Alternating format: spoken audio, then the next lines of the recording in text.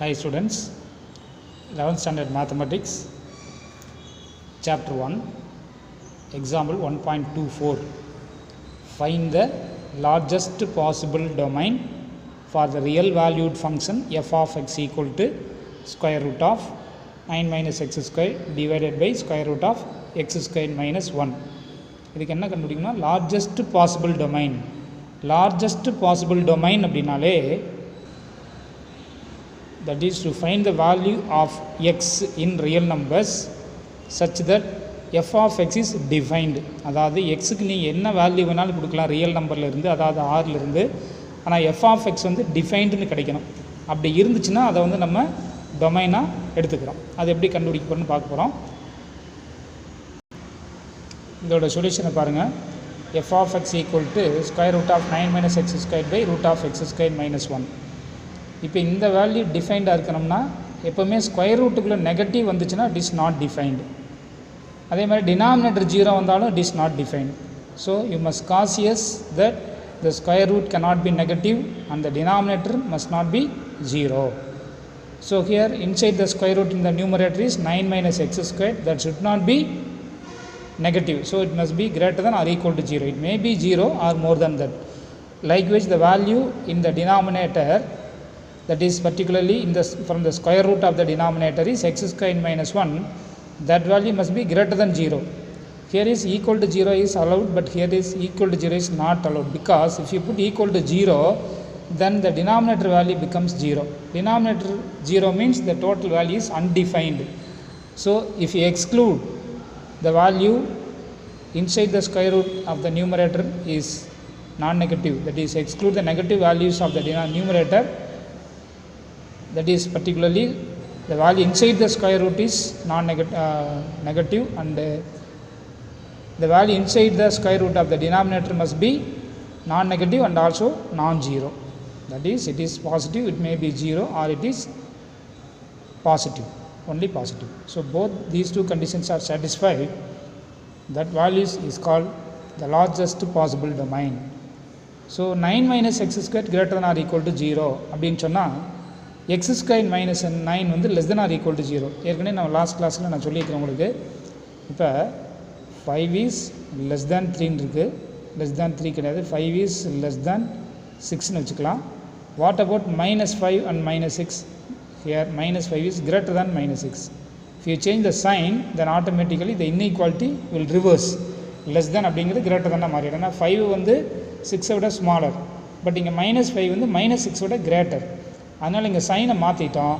அதனால் இந்த greater than or equal to அப்படிங்கிறது less than or equal to மாறிடுச்சு. சரி, இங்கே பாருங்கள் x squared minus 1 greater than 0. அப்போ இதை ஃபேக்டரைஸ் பண்ணோம்னா x plus 1 into x minus 1 greater than 0, which implies x plus 3 into x minus 3 less than or equal to 0, and x plus 1 into x minus 1 greater than 0. இதே identity வந்து factorise பண்ணியிருக்கிறோம். x squared minus 3 squared, அப்போ x plus 3 x minus 3. இந்த plus 3 தான் minus of minus 3ன்னு எழுதியிருக்கிறோம். இங்கே x minus 3 அப்படியே எழுதியாச்சு, less than or equal to 0. And இந்த எக்ஸ் ப்ளஸ் 1ங்கிறது எப்படி எழுதியிருக்கிறோம்னா எக்ஸ் மைனஸ் ஆஃப் மைனஸ் 1, அப்போ மைனஸ் ஆஃப் மைனஸ் 1 ப்ளஸ் 1ன்னு மாறிடும்.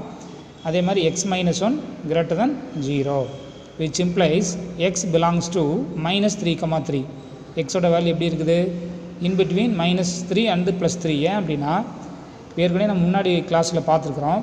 இந்த மாதிரி ஒரு குவாட்ராட்டிக் ஃபேக்டரை ஃபேக்டரைஸ் பண்ணி எழுதிட்டோம்னு வச்சுங்களேன், x minus a x minus b அப்படிங்கிற மாதிரி எழுதி இதோட ப்ராடக்ட் வந்து less than or equal to 0வாக இருந்ததுன்னா இந்த value lies between minus 3 and plus 3ன்னு அர்த்தம். இப்படி இருக்குது less than or equal to கண்டிஷன்னா இதை நீங்கள் வெரிஃபை பண்ணணும்.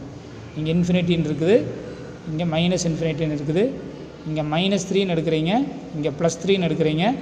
அப்போ லெஸ் தென் ஆர் ஈக்குவல்ட்டுன்னு வந்துச்சுன்னா இங்கே இருக்குது மைனஸ் 3க்கும் ப்ளஸ் 3க்கும் இடையில இருக்குது. அதே மாதிரி இங்கே பாருங்கள் x minus of minus 1 into x minus 1 greater than 0ன்னு இருக்குது. அப்போ இது என்ன கண்டிஷன்னா இது இன்ஃபினிட்டி, இது மைனஸ் இன்ஃபினிட்டி, இங்கே மைனஸ் 1 இங்கே ப்ளஸ் 1 அப்படின்னா இந்த வேல்யூ எங்கே இருக்கும்னா இந்த மைனஸ் 1க்கும் ப்ளஸ் 1க்கும் வெளியில் இருக்கும், which is lies out side minus infinity minus 1 1 to infinity, that lies outside. இதுக்கும் இடையில இருக்குது. ஸோ அப்போ X belongs to -3, and X belongs to -infinity to -1 union 1 to infinity. நல்லா பாருங்கள், எக்ஸ் எப்படி இருக்கணும்னா இதில் இருக்கணும், இதுலேயும் இருக்கணும், -3 3லையும் இருக்கணும், அண்டு -infinity -1 1 to infinity ரெண்டையுமே சாட்டிஸ்ஃபை பண்ணணும். சரியா? அப்போ ரெண்டையுமே சாட்டிஸ்ஃபை பண்ணணும்னா அப்போ இதுக்கு ரெண்டுக்கும் காமன் ஏரியா பாருங்கள். இது ரெண்டையும் ஒரே டயக்ராமில் இங்கே போட்டுக்கிறோம். எப்படின்னு பாருங்கள், -infinity +infinity போட்டு -3 +3 -1 +1 போட்டுக்கிறோம். இப்போ இந்த -infinity to -1 இங்கே இருக்குது, -infinity to -1 இதை ஸ்டார்ட் பண்ணியிருக்கிறோம். அதாவது இந்த கிராஸ் போட்ட லைன்லாம் இங்கே இருக்குது. அதே மாதிரி 1 to infinity-லாம் இங்கே இருக்குது பாருங்கள், 1 to infinity-லாம் இங்கே இருக்குது. அடுத்தது இதை இப்போ -3 3னா -3க்கும் 3க்கு இடையில, -3க்கும் 3க்கு இடையில வெர்டிக்கல் லைன்ஸ் போட்டுக்கிறோம் ஃபுல்லாக இது வரைக்கும். இப்போ இந்த ரெண்டு லைனும் வந்துக்குது, அதாவது கிராஸ் லைனும் வெர்டிக்கல் லைனும் ரெண்டுமே எங்கே வந்திருக்குன்னு பாருங்கள். அந்த ரெண்டுமே வந்திருக்கக்கூடிய லைன் தான் நமக்கு தேவையான சொல்யூஷன். அப்போ -3லேருந்து -1 வரைக்கும், 1லேருந்து 3 வரைக்கும். ஸோ இங்கே -1 வந்து ஓப்பன் இன்டர்வல்னால -1க்கு ஓப்பன் ப்ராக்கெட் போடுங்க. இது வந்து க்ளோஸ்டு இன்டர்வலுங்கிறதுனால -3க்கு க்ளோஸ்டு ப்ராக்கெட் போடுங்க. அதே மாதிரி இந்த பக்கம் 1 ஓப்பன் இன்டர்வல், அதனால் open bracket, and 3 closed interval closed bracket. So domain of எஃப்ங்கிறது -3, -1 இது ஓப்பன், இது க்ளோஸ்டு, அதாவது -1 கிடையாது, யூனியன் 1, 3. இதுலேயும் 1 கிடையாது, 1க்கு அடுத்த வேல்யூ 1.1 1.001 அந்த மாதிரி நியரஸ்ட் வேல்யூ எல்லாமே வந்துடும். இதுதான் இதோட டொமைன். இது ரொம்ப சிம்பிள், பட் அதே மாதிரி ரொம்ப புரிஞ்சிக்கக்கூடியதுக்கு ரொம்ப எளிமையாக இருக்கும். ஆனால் வந்து ரொம்ப கான்செப்ட் ஓரியன்டட். ஏன்னா ரெண்டையும் பார்க்கணும், நியூமரேட்டரையும் பார்க்குறோம், டினாமினேட்டரையும் பார்க்குறோம். இது வந்து 0 ஆகக்கூடாது, ஆனால் பாசிட்டிவாக இருக்கணும். இது 0வும் ஆகிக்கலாம், பாசிட்டிவாகவும் இருக்கலாம் அப்படிங்கிற கண்டிஷன் வச்சு போட்டுக்கிறோம். இதே மாதிரி முன்னாடி சம்ஸ் போட்டுக்கிறோம், ஆனால் டினாமினேட்டர் நியூமரேட்டர் கம்பைன் பண்ணி வந்து நம்ம போடலை. அடுத்தது வந்து காம்போசிஷன் ஃபங்க்ஷன். அதோட டெஃபினேஷன் பாருங்கள். Let f from x to y and g from y to z be two functions. f is function from x to y and g is a function from y to z. Then the function h from x to z, x y y z, h ங்கிறது x to z, defined by h of x equal to g of f of x for every x belongs to x is called the composition of f with g. இது எப்படி read பண்ணுறோம்? h of x அப்படிங்கிறத g composition of f of xன்னு சொல்கிறோம். for every x belongs to capital X, small xங்கிறது xோட ஒரு element, is called the composition of f with g. it is denoted by g composition fன்னு சொல்கிறோம். இது எப்படி படிக்கணும் exact அப்படின்னு சொன்னால், f composite with g, f composite with g, அதுதான் இதை denote பண்ணக்கூடிய ப்ரொசீஜர். அதாவது எஃப்ங்கிற ஃபங்க்ஷன் வந்து எப்படி இருக்குன்னா, x to y, capital x to y. அப்போ a to small x, b to small y, c to small y, இது ஒரு function. At is f is a function. இதை 1 to 1ன்னு சொல்லலாம், ஏன்னா a b c அப்படிங்கிறதுக்கு எல்லாத்துக்கும் இமேஜ் இருக்குது. சரி, அடுத்தது y to z எப்படி இருக்குதுன்னு பாருங்களேன். y to z எப்படி இருக்குன்னா, x to rன்னு இருக்குது, y to pன்னு இருக்குது, z to pன்னு இருக்குது, y to q, z to p, இந்த மாதிரி ஃபங்க்ஷன் இருக்குது. இதை நம்ம என்ன சொல்கிறோம் அப்படின்னு சொன்னால், ஜி காம்போசிஷன் எஃப் அப்படின்னா என்ன அப்படின்னு சொல்லி சொல்கிறேன். ஜி காம்போசிஷன் எஃப் அப்படின்னு சொன்னால் இது எப்படி இருக்குன்னா, ஏலேருந்து முதல்ல எஃப்லேருந்து ஜிக்கு போகிறோம், எஃப்லேருந்து ஜிக்கு போகிறோம், ஏலேருந்து எக்ஸு, எக்ஸிலேருந்து ஆர். இப்போ இது என்ன ஆகும்னா ஏ டு ஆர்னு வந்துடும். ஏலேருந்து x, then x to R, அப்போ ஏ டு ஆர் போகிறதா அர்த்தம். அப்போ h is a function from, நீங்கள் என்ன சொல்லியிருந்தோம், h is a function from x to z இல்லையா, அதுதான் ஜி காம்போசிஷனாக எஃப்னு சொல்கிறோம். அப்போ ஜி காம்போசிஷன் ஆஃப் எஃப்ங்கிறது ஏ டு ஆர். அது எப்படி போகிறோம், இங்கே போய் அப்புறம் இங்கே போகிறோம். அதே மாதிரி அடுத்து பாருங்கள், B to Y, Y to Q, அப்போ பி டு கியூன்னு வந்துருச்சு. அதே மாதிரி C to Y, then Y to Q, அப்போ C to Q. This is g composition f. That is இது எப்படி ரீட் பண்ணணும்னு சொன்னோம், f composite with g, f composite with g is define like this. இந்த டயக்ராம் வந்து உங்களுக்கு இது எப்படி வந்துச்சுன்னு சொல்லிட்டேன். இதை வச்சுட்டு எப்படின்னு பார்க்க போகிறோம், பின்னாடி பார்க்கலாம். இதில் எஃபோட டொமைன் அப்படின்னு பார்த்தீங்கன்னா ஏபிசி, எஃபோட ரேஞ்சுன்னு பார்த்தீங்கன்னா x and y, a to x, b to y, c to also y. அப்போ இதோட டொமைன் ஏபிசி, எஃபோட ரேஞ்ச் வந்து எக்ஸ்ஒய் மட்டும். அடுத்தது ஜியோட டொமைன் எக்ஸ்ஒய் இசட்டு, ஜியோட ரேஞ்ச் வந்து பிக்யூஆர். சரியா? அடுத்து எக்ஸாம்பிள் 1.25 பாருங்கள். let f equal to 1, 2, 3, 4, 2, 2 and g equal to 2, 1, 3, 1, 4, 2. Find f composite with g and g composite with f அப்படின்னு சொல்லி கண்டுபிடிக்கணும். இதில் நம்ம என்ன பார்க்குறோம்னா டொமைன் ஆஃப் எஃப் அப்படின்னா எஃபோட டொமைனில் இங்கே ஃபஸ்ட்டு என்ட்ரிலாம் 1, 3, 2 அப்படிங்கிறது எல்லாமே எஃபோட டொமைன். எஃபோட ரேஞ்ச் என்ன 2, 4, 2. அப்போ 2, 4, 2னா 2 ரெண்டு தடவை எழுத தேவையில்லை, 2, 4 மட்டும் எழுதுனா போதும். Domain of g 2, 3, 4, 2, 3, 4. Range of g 1, 2, ஏன்னா 1 ரிப்பீட் ஆகிருக்குது, அதனால் 1, 2 எழுதுனா போதுமானது. இப்போ ரேஞ்ச் ஆஃப் எஃப், எஃபோட ரேஞ்ச் என்ன 2, 4 is a subset of the domain ஜின்னு பாருங்கள். Range of f is a subset of the domain of g இருக்கா? therefore g composition f is defined, that is f composite with the g is defined. இது ரொம்ப முக்கியமானது. இப்போ f composite with the g is defined இல்லையான்னு verify பண்ணுறதுக்கு என்ன பண்ணணும்னா இதோட range must be a subset of this one. இதை வந்து நல்லா கவனமாக பார்த்துக்கங்க, இது ரொம்ப முக்கியம். அப்போ எஃப்ங்கிறது இங்கே லாஸ்ட்டில் முடியுது இல்லையா, இதோட ரேஞ்சு இதோட சப்செட்டாக இருக்கணும். So the range of f is the subset of the codomain. எஃபோட ரேஞ்ச் வந்து ஜியோட டொமைனுக்கு சப்செட்டாக இருக்கணும், அது ரொம்ப முக்கியம். எஃப் ஜி நம்ம மொட்டையாக சொல்லிட முடியாது. The range of f is a subset of the codomain G. So the range of f is 2, 4. So the range of f is a subset of the domain not codomain, domain of G. Codomain தப்பா சொல்லிட்டு நினைக்கிறேன். Range of f is a subset of the domain of G. Then f composite with G is defined. Now to find the value of f composite with G. So f composite with G of 1 equal to G of f of 1. இது எப்படி எழுதுறது? அப்படியே ப்ராக்கெட்டை இந்த 1 இப்படி போட்டுங்க, இதை வந்து இப்படி ஸ்ப்ளிட் பண்ணி எழுதலாம். இது ரொம்ப முக்கியமானது. G of f of 1, G of f of 1. f of 1 எவ்வளோன்னு பாருங்கள். f of 1னா you go to the function f. fல என்ன இருக்குன்னு பாருங்கள், 1னா 1, f of 1 is 2. இதுக்கு மீனிங் என்னென்னா f of 1னா f of 1 அதான் 2. இதுக்கு என்ன அர்த்தம்? f of 3 is 4. இதுக்கு என்ன அர்த்தம்? f of 2 is 2. இது என்ன அர்த்தம்? g of 2 is 1, g of 3 is 1, g of 4 is 2. So here f of 1, so f of 1 is 2. So here is 2. The value of f of 1 is 2. So g of 2. Now you go to the function g. What is g of 2? g of 2 is 1. So g of 2 is 1. That is simple. The next one, you just go to the next one.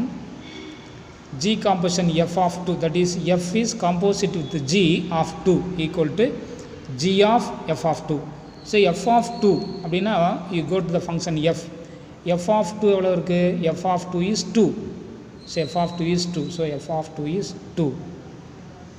So here இந்த f of 2க்கு மட்டும் value போடுங்க 2. இப்போ g of 2 இருக்குது. g of 2 ஏற்கனவே இங்கே பார்த்தோம், 1ன்னு பார்த்துட்டோம். அடுத்தது f composite with g of 3. f composite with g of 3. அப்போ g of f of 3. அப்போ f of 3 என்னன்னு பார்க்கணும். f of 3 பாருங்கள், f of 3னா f of 3 இங்கே பாருங்கள், f of 3 என்ன இருக்குது? f of 3ங்கிறது 4ன்னு இருக்குது. அப்போ f of 3க்கு பதிலாக 4 போடுறீங்க. அப்போ f of 3க்கு பதிலாக f of 3 4ன்னு போட்டாச்சு. அப்போ g of 4ன்னு மாறிடுச்சு. அப்போ g of 4ன்னு இங்கே போகிறீங்க. g of 4 என்ன? g of 4ங்கிறது 2ன்னு இருக்குது. அப்போ g of 4ங்கிறது என்னென்னு போட்டுட்டோம்? 2ன்னு போட்டுட்டோம். அப்போ g காம்போசிஷன் f அல்லது எப்படி ரீட் பண்ணோம்னா f காம்போசிட் வித் g அப்படிங்கிறது 1, 1 is related with 1. So the image of 1 is 1 under f composite with g. 1, 1. 2 mapped with 1. 3 with 2. So f composite with g ங்கிறது கண்டுபிடிச்சோம். அடுத்தது இதே மாதிரி என்ன கண்டுபிடிக்கலாம்னா ஜி காம்போசிட் வித் எஃப் கண்டுபிடிக்கிறோமான்னு பாருங்கள். ஜி காம்போசிட் வித் எஃப் கண்டுபிடிக்கணும். இதே ரீசனில் முன்னாடி பார்த்தீங்கன்னா the range of G is a subset of the domain of F. range of G என்ன இருக்குதுன்னா 1 2 இருக்குது. இது வந்து எஃப்போட டொமைனுக்கு சப்செட்டானு பார்க்குறோம். டொமைன் ஆஃப் எஃப் எவ்வளோ 1 3 2. ரேஞ்ச் வந்து 1 2 இருக்குது. ரேஞ்ச் வந்து 1 2. ரேஞ்ச் ஆஃப் ஜி வந்து 1 2. Domain of f 1 3 2. அப்போ இந்த 1 2ங்கிறது இதோட சப்செட்டு தானே. 1 2 இங்கே இருக்குதுல்ல, அப்போ இது வந்து சப்செட்னு சொல்லிடுறோம். அதனால என்ன பாசிபிள்னு சொல்லிடுறோம், g composite with f is பாசிபிள்னு சொல்கிறோம். இப்போ இது எப்படி இங்கே இந்த 1 2 3லாம் போட்டோம் அப்படின்னு சொல்லி உங்களுக்கு சந்தேகம் வரலாம். இப்போ ஜி எஃப் காம்போசிட் வித் ஜின்னு சொல்கிறோம்ல, அப்போ எஃப்ங்கிற ஃபங்க்ஷனோட டொமைன்லாம் எடுங்க. எஃப்போட டொமைன்லாம் என்ன, எஃப்போட டொமைனே யாருன்னா 1 2 3. இந்த 3 சென்டரில் போட்டோம் பரவாயில்ல. 1 2 3 இதுதான் இதோட டொமைன். அப்போ 1 2 3 அந்த டொமைனில் இருக்கிற எலமெண்ட்ஸுக்கு இமேஜை கண்டுபிடிக்கிறோம். அதே மாதிரி இங்கே எஃப் ஜி காம்போசிட் வித் எஃப்ங்கிறது ஜியோட டொமைனை பாருங்கள். ஜியோட டொமைனில் என்னென்னு பாருங்கள். ஜியோட டொமைனில் என்னென்ன இருக்குது 2 3 4. அப்போ 2 3 4 அப்போ அதுக்கெலாம் கண்டுபிடிக்கிறோம். 2 3 4 இதுக்கெல்லாம் இமேஜ் கண்டுபிடிக்கணும். அப்போ இது ஜியிலேருந்து போகிறோம். அப்போ ஜியிலேருந்து போகும்பொழுது ஆக்சுவலாக இது எப்படி கண்டுபிடிக்கணும்னு சொல்கிறேன். ஏற்கனவே நம்ம போட்டதான். இப்போ f g composite with f of 2 equal to f of g of 2. இது என்னென்னு பார்க்கலாம். அதே மாதிரி f g composite with f of 3 கண்டுபிடிக்கிறோம். இது எவ்வளவு எஃப் ஆஃப் ஜி ஆஃப் 3. அடுத்தது f composite with g composite with f of 4. இது எப்படி 2 3 4 equal to f of g of 4. So g of 2 என்னென்னு பார்க்குறோம். ஜி ஆஃப் 2னா நீங்கள் இங்கே போய் பாருங்கள். ஜி ஆஃப் 2 எங்கே, ஜி ஆஃப் 2 இங்கே. ஜி ஆஃப் 2னா எவ்வளவு, ஜி ஆஃப் 2 வந்து 1. அப்போ ஜி ஆஃப் 2 1. ஸோ அப்போ எஃப் ஆஃப் 1. அப்போ எஃப் ஆஃப் 1 என்னென்னு பாருங்கள். எஃப் ஆஃப் 1 எவ்வளவு, எஃப் ஆஃப் 1ங்கிறது 2. அப்போ இதோட ஆன்சர் வந்து 2. எஃப் ஆஃப் 1ங்கிறது 2. அடுத்தது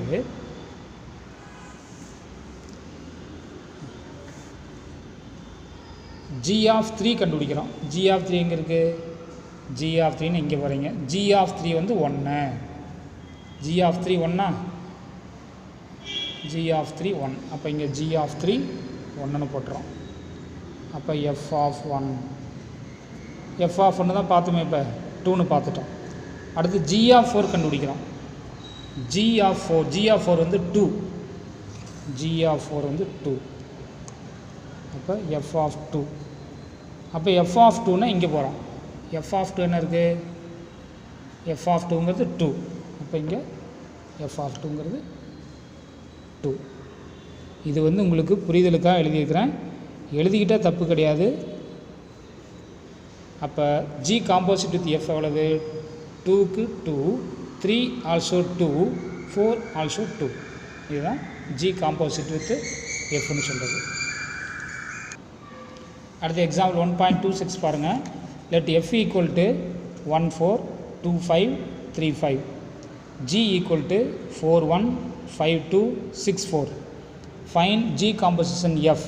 கேன் யூ ஃபைண்ட் எஃப், அதாவது g composite with g. So given the functions f and g, find f composite with g. Can you find g composite with f. So now you see the right the domain of f, range of f, domain of g, range of g.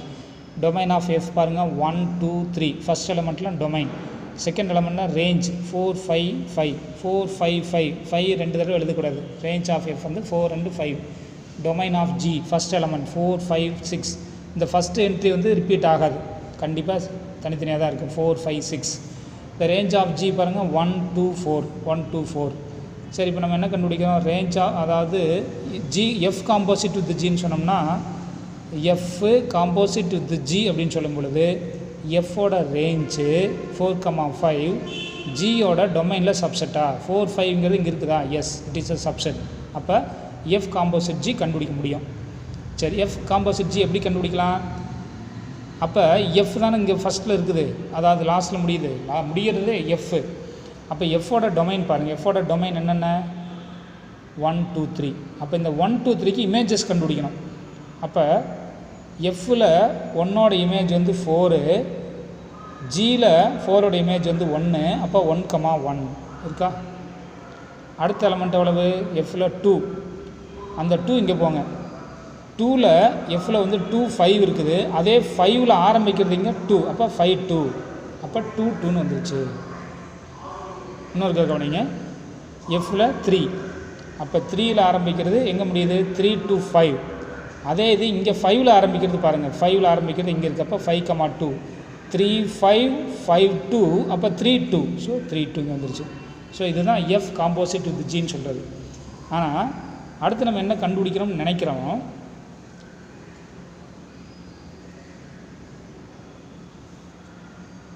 G composite with F. அதாவது இங்கே இதை பார்த்துல சொல்லிடலாம். F composite with G கண்டுபிடிச்சிட்டோம். இப்போ G composite with F, அதாவது ரிவர்ஸில் கண்டுபிடிக்கிறோம். G composite with எஃப்னா ஜியோட range எஃபோட டொமைனுக்கு ஈக்குவலாக சப்செட்டாக இருக்கணும். ஜியோட ரேஞ்ச் என்ன? 1 2 4. The range of g must be a subset of the domain of f 1 2 3. இந்த 1 2 4 இந்த எஃபோட டொமைனுக்குள்ளே இருக்குதானே? இல்லை. பாருங்கள், 1 2 4 இங்கே இருக்குது. இங்கே 1 2 4க்கு பதிலாக 3 இருக்குது. இந்த 3க்கு பதிலாக 4 இருந்திருந்தால் ஓகேன்னு சொல்லியிருக்கலாம். அப்போ இந்த இடத்துல இந்த செட்டு, அதாவது range of g is not the subset of the domain of f and hence என்ன கண்டுபிடிக்க முடியாது? G composite f. G composite f. G composite f is not defined. புரிஞ்சுதா? அப்போ இதில் எஃப் காம்போசிட் ஜி கண்டுபிடிக்க முடிஞ்சது, ஜி காம்போசிட் எஃப் வந்து கண்டுபிடிக்க முடியல. அதுக்கு என்ன ரீசன்? அடுத்தது எக்ஸாம்பிள் 1.27 பாருங்கள். Let f and g be the two functions from R to R defined by f of x equal to 3x minus 4.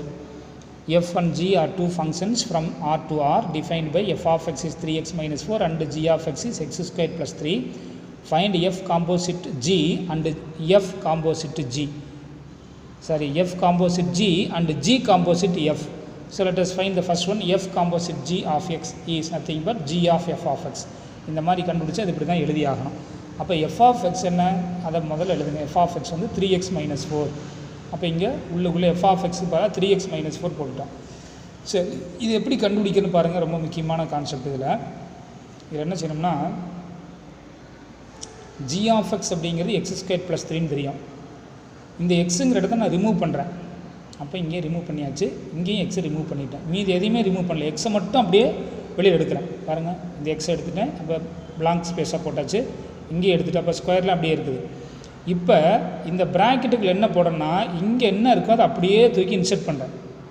So you replace the value inside the bracket is nothing but 3x minus 4. அப்போ இங்கே g of 3x minus 4 அப்படின்னா இந்த இடத்துல ப்ராக்கெட்டில் எவ்வளவு? 3x minus 4 whole square plus 3. அதாவது G of எக்ஸுங்கிற இடத்துல X square plus 3 இருக்குது. இப்போ எக்ஸுங்கிற இடத்துல என்ன இருக்குது? 3x minus 4. அப்போ x is replaced by 3x minus 4. அதுக்கு தான் உங்களுக்கு ஈஸியாக புரியுறதுக்காக இந்த எக்ஸை எடுத்துகிட்டு 3x minus 4 போடுறோம். அப்போ இங்கேயும் எக்ஸுங்கிற இடத்த எடுத்துகிட்டு அதுக்கு பதிலாக 3x minus 4 போடுறோம். அப்போ இந்த இடத்துல நான் என்ன போட போகிறேன்? G composition, sorry, f composite with g of x equal to g of f of x equal to g of 3x minus 4. அப்போ இந்த இடத்துல g of 3x minus 4 என்னன்னு கிடச்சிருக்கு? 3x minus 4 whole square plus 3 இருக்கா? அப்போ 3x minus 4 whole square plus 3. இதை அப்படியே expand பண்ணுறேன். a minus b whole square. அப்போ ஏங்கிறது எவ்வளவு? 3x. 3x ஸ்கொயர் பண்ணால் 9, x ஸ்கொயர் பண்ணால் x square. So 9x square. அடுத்தது 2ab minus 2ab minus 2 into 4 8, 8 into 3 24x minus 24x plus 19. 19 எப்படி வருதுன்னா 4 ஸ்கொயர் பண்ணால் 16, 16 plus 3 19. ஸோ அப்போ 9x square minus 24x plus 19. அடுத்தது f g composite with f of எக்ஸ்ன்னு இருக்குது. அப்போ f of g of x, இங்கே ஜி ஆஃப் எக்ஸோட வேல்யூ எவ்வளவு பார்த்தோம், எக்ஸ் ஸ்கொயர் ப்ளஸ் 3. அது அப்படியே இங்கே பாருங்கள், எஃப் ஆஃப் எக்ஸுங்கிறது 3x மைனஸ் 4. எஃப் ஆஃப் எக்ஸுக்கு பதிலாக இதை போட போகிறேன். அதனால் இந்த இடத்த ப்ராக்கெட்டை அதாவது எம்டி பண்ணிவிட்டு இந்த இடத்துல 3 இன்ட்டு எம்டி ப்ராக்கெட் மைனஸ் 4னு போட்டாச்சு. சரி, அப்போ இது என்ன வருதுன்னா இந்த எக்ஸுங்கிற இடத்துல எக்ஸ் ஸ்கொயர் ப்ளஸ் 3, அப்போ 3 into X square plus 3 minus 4, அப்போ 3 இன்ட்டு இந்த எக்ஸுங்கிற இடத்துல எக்ஸ் ஸ்கொயர் ப்ளஸ் 3 இந்த மைனஸ் 4 அப்படியே போட்டுட்டோம். அதாவது இதை பார்த்து இங்கே இதை பார்த்து அப்படியே இந்த ப்ராக்கெட்டுக்கு பதிலாக இதை உள்ளே போட்டிங்கன்னா ஈஸியாக வந்துடும். இந்த ப்ராக்கெட் எடுத்துட்டிங்கன்னா உள்ள 3 மல்டிப்ளை பண்ணி 3x square, 3 into 3 9 minus 4, 9 minus 4 is 5. So 3x square plus 5 அப்படிங்கிறது நமக்கு ஆன்சர் கிடச்சிருச்சு. இதிலிருந்து என்ன தெரியுதுன்னா இது வந்து 9x square minus 24x plus 19 is f composite with g. Here is f composite, g composite with f, but they are not equal. So the composite function is not commutative அப்படின்னு சொல்லிடுறோம்.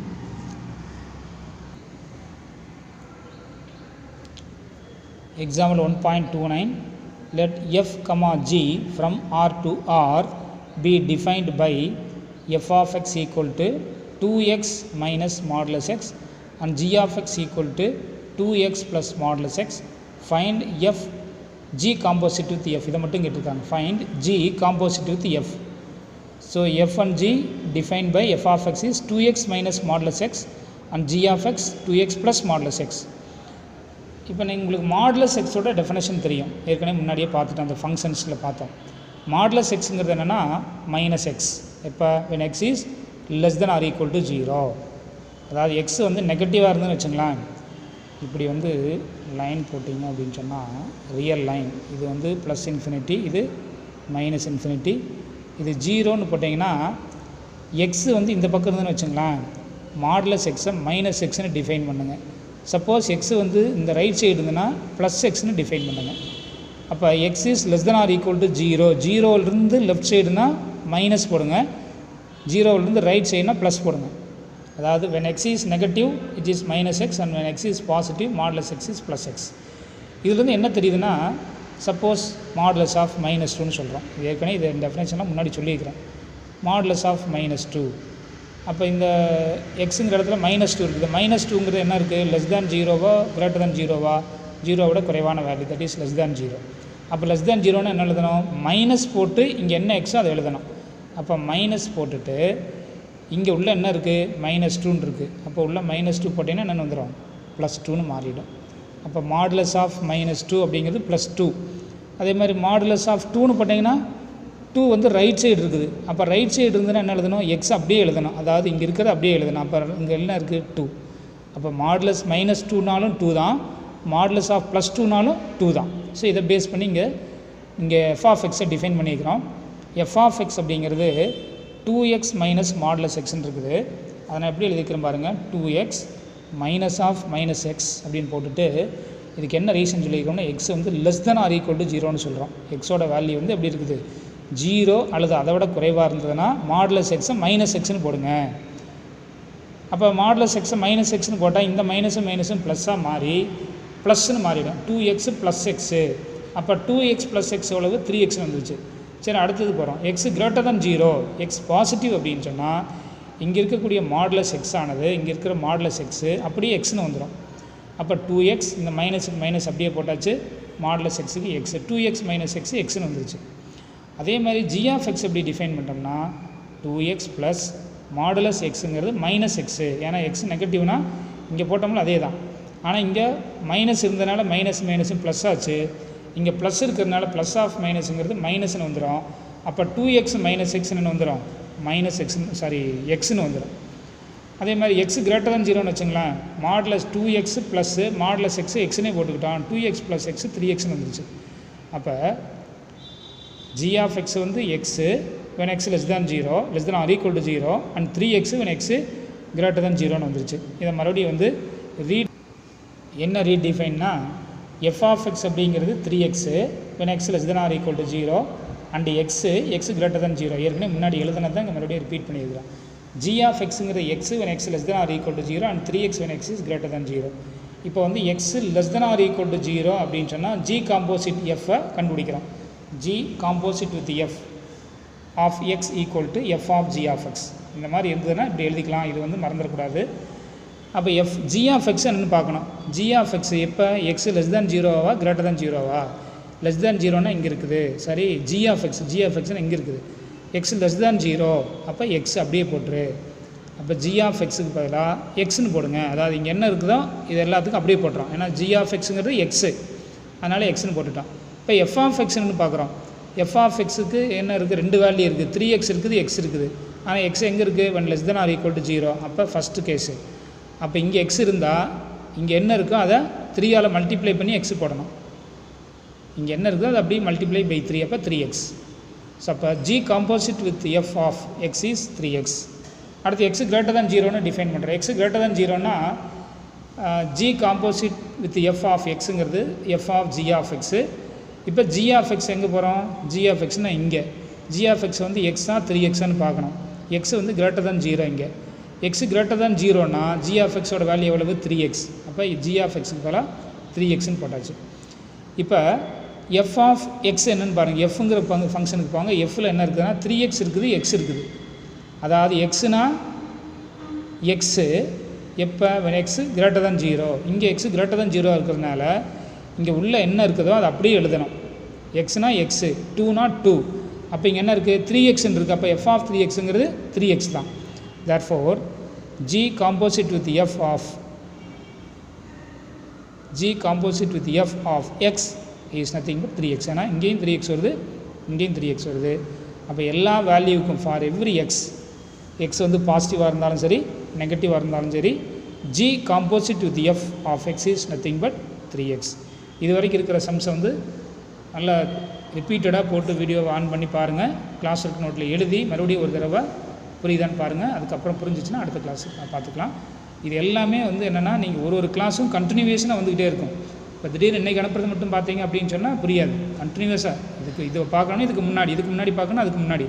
இப்போ first வீடியோவிலேருந்து கண்டினியூஸாக புரிஞ்சு பார்த்துட்டு வந்தீங்கன்னா ரொம்ப சிம்பிளாக இருக்கும். தேங்க்யூ.